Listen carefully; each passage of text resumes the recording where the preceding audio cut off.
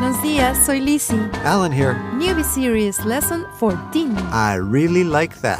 Sean bienvenidos a otra transmisión de SP.A.L1.19. Alan and Lizzie are back, coming to you on demand. ¿Qué es de tu vida, Alan? ¿Cómo has estado? Muy bien, Lizzie. ¿Qué novedades, pues, tu amiga?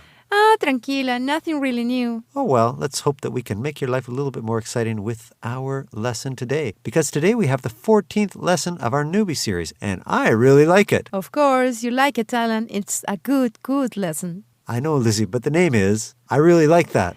Once again, this lesson will be focusing on the phrase I really like it. Who are we meeting today? Well, today we're meeting Jose and Fatima, who are having something to eat in a cafe in Lima. In Miraflores? I'm not sure, Lizzie. There is this one cafe there that I love. What's the name of that? Cafe. It's a very cool place. Is it? What do you like about it? The ambiance is very warm and the coffee there is very special. That's right. Always lots of people to see there as well. Hey, guys, we're going to be looking at the verb gustar. Oh, good. So it would make sense for everyone to go check out the verb conjugation section in the Learning Center. Right you are, Lizzie. It will be the perfect complement to our lesson. Well, let's get into today's conversation, friends.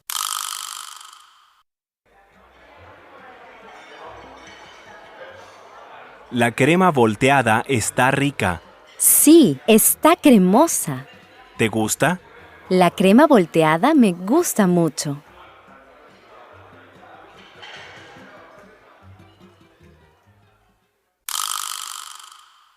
And now, slower. Una vez más, esta vez lentamente. La crema volteada está rica. Sí, está cremosa. ¿Te gusta? La crema volteada me gusta mucho. And now, with the translation. Ahora incluiremos la traducción. La crema volteada está rica. The upside-down custard is delicious. Sí, está cremosa. Yeah, it's creamy. ¿Te gusta? Do you like it? La crema volteada me gusta mucho. I really like the upside-down custard. Okay, on to the vocab. Here we're going to break these words down syllable by syllable so that you can hear exactly how each word sounds. Vamos. So let's begin with Crema. cream, heavy cream, custard. Crema. Okay, next we'll hear Volteado, volteada. turned over, upside down. Volteado, volteada. Volteado, volteada. Okay, good. Next we'll hear Cremoso, cremosa. creamy. Cremoso, cremosa. Cremoso, cremosa. Right, now let's listen to Te, you, to you, for you. te. Okay, next Me, me, to me, for me. me. And finally, Gustar, to be pleasing, to like. gustar. All right, Lizzie, I think that it's time to pick a word and focus on it. Sure, how about the word volteado? Volteado. In Spanish, you'll find that many words end in ado and ido, just like we see here in volteado. Or like hablado and comido. Exactly. Now the thing is, when we're speaking quickly, it's not uncommon to kind of drop that letter T in the ending and say volteado. Volteado. Volteado. But that's probably something you should get into the habit of hearing more than saying. Okay, Lizzie, let's go deeper into these words and explain how they're used. I'm always game for that. How about starting with crema? Crema. Sí, crema. La crema es deliciosa. The cream is delicious. So delicious, but so bad for you, Lizzie.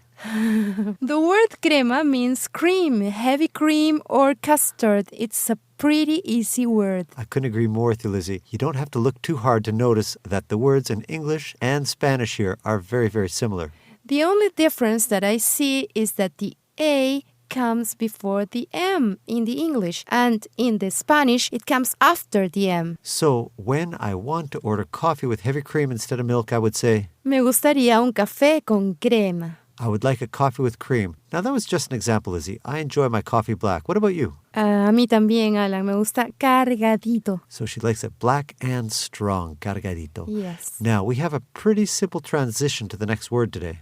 Why is that? Well, simply because the next word on our list is related to our first. Well then, what is it? First we had crema, and now we have cremoso. Cremoso. Yeah, you're right. This is an easy transition. That's right. So crema is a noun and cremoso is an adjective. Cremoso, creamy. Right, as in la sopa está cremosa. The soup is creamy. I don't like creamy soups too heavy. I do sometimes. Depends what mood I'm in. Now we've specified that the words are related. Right. Cremoso is the adjective derived from the noun crema. One big happy family. Well, let's expand the family and include the word volteado. Volteado. You said it. One of my favorite desserts. What? La crema volteada. Wow.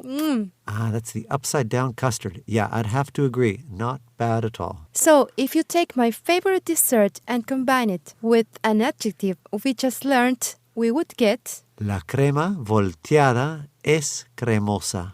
Upside down custard is creamy. See, the word volteado comes from the verb voltear, which means to turn upside down or to flip over. The adjective that's formed from this, volteado, simply means upside down or turned over. Lizzie, ¿te gusta la crema volteada mucho? Sí, muchísimo. And since our last word of the day is gustar, La crema volteada me gusta. I like upside down custard. Yes, you do. So, the verb gustar is literally translated as to be pleasing, but in English we often say to like. This is a really important verb to know, friends, and it can take a little while to pick it up, so it's good to start early on. Notice the similarity between this verb gustar, meaning to be pleasing, and the adjective gustoso, meaning tasty or pleasurable, which we saw in lesson 13.